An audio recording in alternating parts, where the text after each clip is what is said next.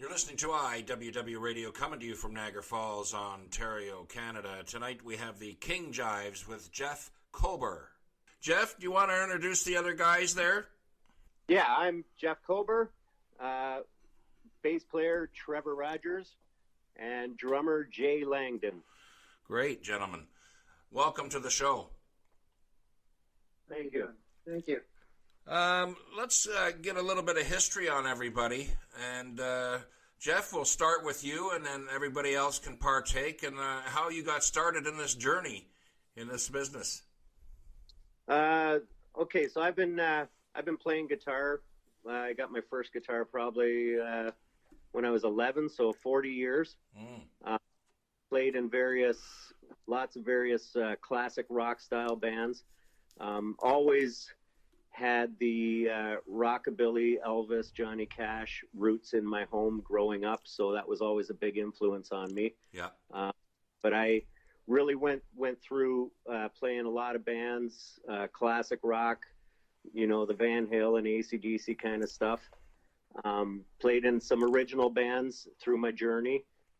And then basically when the last band that I was in broke up, I decided I finally wanted to chase my real passion and go for the rockabilly thing, which is what I've always really wanted to do anyways, but was too afraid to even try. Right. And why is that? It was more, I started to rely a lot on the more effect-driven guitar playing, and it became a crutch for me, where the rockabilly stuff is more pure, more just guitar to amp, and I was more afraid to really just take that step and throw all my effects pedals away and just try and do pure guitar. It was more just a confidence issue within myself, really. Great. Okay, let's hear from Trevor. Hey, Fred. Yeah, I've been playing in Hamilton. That's where my music career just started, and so just basically when I was 16, I decided to pick up bass, and a lot of the times, like with a friend of mine, we just started playing in the bars with a local band, that local country band, Right. which picked up for about 8 years now. And then after that, I just started playing in various rockabilly bands around town, and ended up with these guys after about 2 years ago, which I met Jay at a Johnny Cash gig, or what was that? The Ring of Fire. Yep. Yeah, but I met him there, and so we all just got together after that and started jamming it out. Perfect. Now you're playing a stand-up bass. I am, yeah. And how do you like it? It's, obviously the music calls for it than a traditional bass, can we say? I picked it up about 10 years ago. When I picked it up, my style of playing that I was playing before, I was playing a regular P bass. Yeah. When I picked it up, I thought it would be a little easier than it was, and it turned out it's its own animal. But yeah, I really have enjoyed it the last more so the last couple of years playing with these guys. Made it a lot of fun, and just keep learning on it, and it just keeps going. Perfect. Jay, let's hear from you. Yeah, so I guess I've been playing drums since I was a teenager, but more just dabbling in it. I never owned my own kit up until about 10 years ago. I'm almost 40 now, I'll be 40 in the summer. So I probably bought my first kit about 9 or 10 years ago, and joined my first band around that time as well, and played in with that band and another rockabilly band locally. And I took a couple years off, and then that's kind of when Jeff put out this Kijiji ad, looking for other musicians, like-minded musicians who wanted to play rockabilly locally, and we kind of all met up after that. So we've been doing this now for a couple of years. Perfect. Do you have you ever thought of standing up and playing? I've thought about it very, very briefly, and then I just realized that I'm just too lazy to stand up and play. I'll let the pretty boys up front do all the standing. I'll sit in the back. Yeah, well, just think, if you were standing, you could kick off your shoes into the audience. So there's a lot of rockabilly, you know, from Jim, from the Stray Cats and whatnot. It's a popular thing to do, but it's not really my thing. Yeah. All right, well, let's get into the first tune here, Voodoo or Die, and this is off the new album, Voodoo or Die.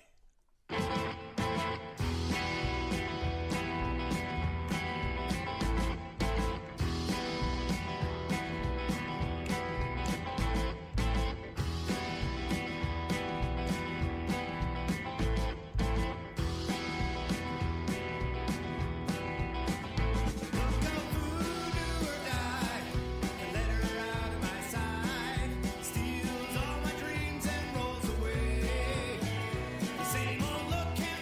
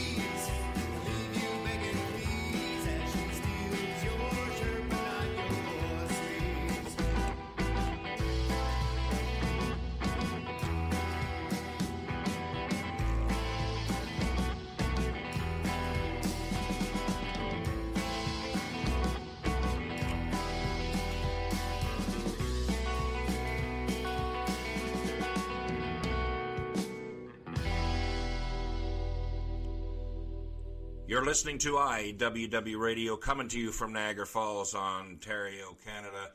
Jeff, Trevor, and Jay, fill us in on how the Voodoo or Die was born. The album, you mean, or the song? The song. The song. Well, the song was written lyrically by Jay, actually. Mm-hmm. He came to us with the lyrics for this song, and we got together on Jay's back deck about, I guess it'd be about a year ago now. Yeah. I brought my acoustic guitar over. Trevor brought his, and we just sat out on the deck, went through the lyrics, and the lyrics to me just really evoked this feeling, this kind of the feeling that you get from the song, kind of a New Orleans kind of pub type song, you know? Yeah. And so I just, Jay would kind of sing the lyrics along, and it just kind of hit me, and I'd be playing chords along, and it came together actually very, very quickly.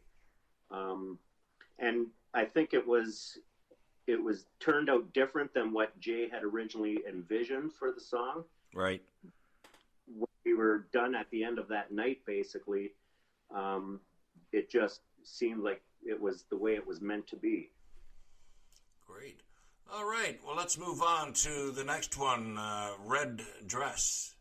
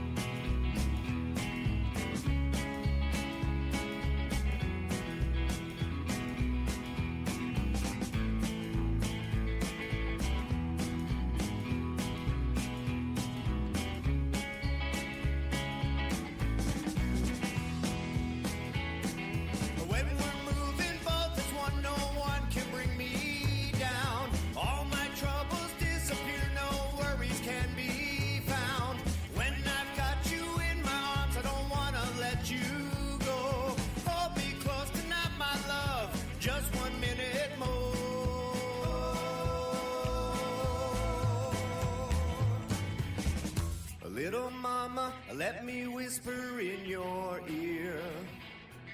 I wanna tell you little things that you wanna hear. Just give me one more song with you, just one more sweet caress. Then I can sleep and dream about you in that red dress. In that red dress.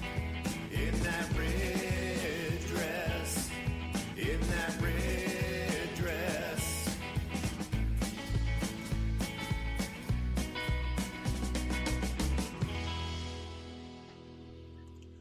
You're listening to IWW Radio, coming to you from Niagara Falls, Ontario, Canada. Jeff, Trevor, and Jay, tell us a little bit about Red Dress. Okay, Red Dress, that's really my very first attempt at writing a kind of country flavored rockabilly tune. Cool. The very first song that I really wrote with this band, and the very first song that I really wrote in this kind of genre. So basically, I just wanted to, lyrically, I wanted to just kind of have that, stress on the fashion of the music as much as the dancing of the music, while maintaining kind of it's a love song, basically, mm-hmm. Still using the dance and the fashion to really express a relationship with someone, right? Mm-hmm. Perfect. All right. Well, let's get on to the next Don't Get Mad by the King Jives.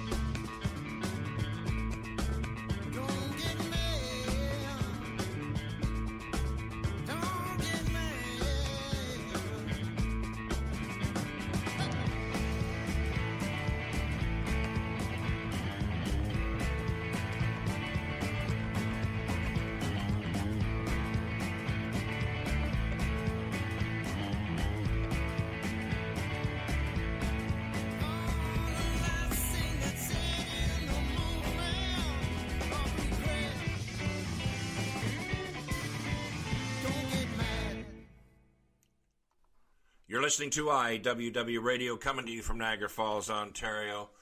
Okay, gentlemen, tell us a little bit about Don't Get Mad. Don't Get Mad was born a little bit,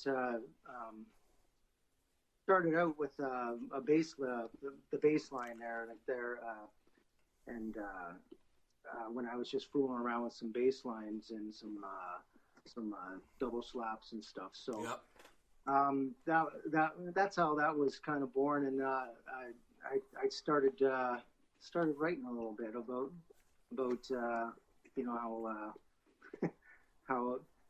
how you're always saying to your wife or your girlfriend or your husband or that, like, don't get mad, honey. That's what that was the whole basis of the song. But so I showed the guys, and it was again, like it wasn't really the way that I was envisioning it when I was writing it. Right. And then, but when everything got put together, it was exactly what. It wasn't the way I was thinking about it, but is exactly the way I wanted it. And but by the time it was all done and said and done, it was great. You know, and that's still one of my favorite songs to play. Yeah. Well, it certainly has a nice feel to it, and you know, like it's nice how you started that off with the bass, and then everybody comes flowing in, and because it basically sets the tone for the whole song, and that's interesting. So, how can our listeners get a hold of your merchandise, and what is the website address? So, for our limited merch, I mean, the easiest way is, I guess, just messaging us directly on Facebook or on Instagram. We have both of those accounts. We have a new website that's going to be opening soon, kingjives.com. Cool. We have our music, you know, streaming on all major platforms. Right. And yeah, it's we're trying to be out there as much as possible, and with the limited struggling artist budget. Yeah, and you know, usually I say, you know, give us some dates that you're playing, but unfortunately, you know, it's just been canned for, you know, pretty well almost everything. And what's interesting, though, you know, in this field is, you know, some of them, you know, down in the States are opening up drive-ins. I don't know if you've caught that or not.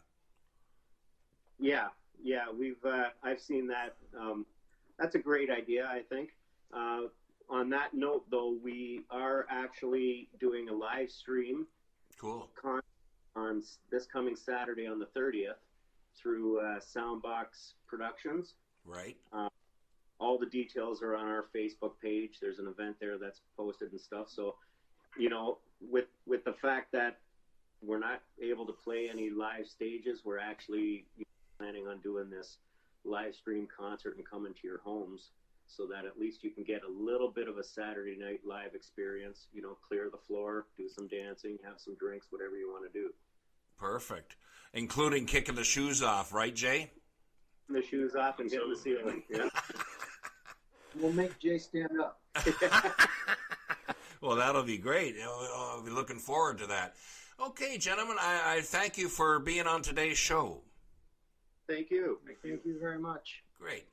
You've been listening to the King Jives from Hamilton, Ontario.